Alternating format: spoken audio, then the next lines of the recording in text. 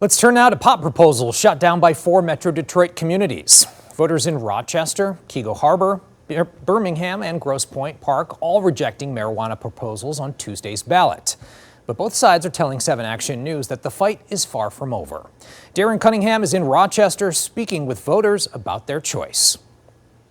Voters with this sign in their front yard here in Rochester and similar signs in other communities got their way. Marijuana shops won't be popping up in town for the foreseeable future. Michigan is a very fast-growing cannabis industry. I think people have had enough, and I think it sends a strong message, but we also want to protect these other cities too of how to combat these investors coming in and grabbing up these leases. Kim Russell says she watched the polls closely last night. The Rochester business owner and committee member for No Pot on Main Street is satisfied with the results.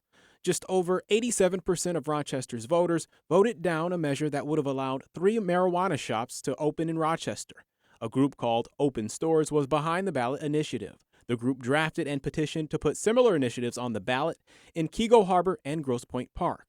Voters in those communities also said no, like Russell's neighbors. I think the citizens said a loud and clear message. Now it's up to City Council what they would like to do. Birmingham also had similar cannabis measures on the ballot. However, the language was drafted by their city council. It's that local control Russell says should be in place on issues like this. Whether it's through a democratic process, a ballot initiative, or a city council that's putting it forward and voting on it, we're good with all of those perspectives and ways of doing it. Noah Harfouche is a resident of Rochester Hills and a committee member of Open Stores, which was behind the ballot initiative. Disappointed with the results, disappointed with the voter turnout, but our perspective on this was it was at least a milestone in our community relations and a milestone in the discussion about cannabis in some of these communities. Harfouche says gaining residents' trust and educating them about the economic benefits are key, and that support can be gained over time.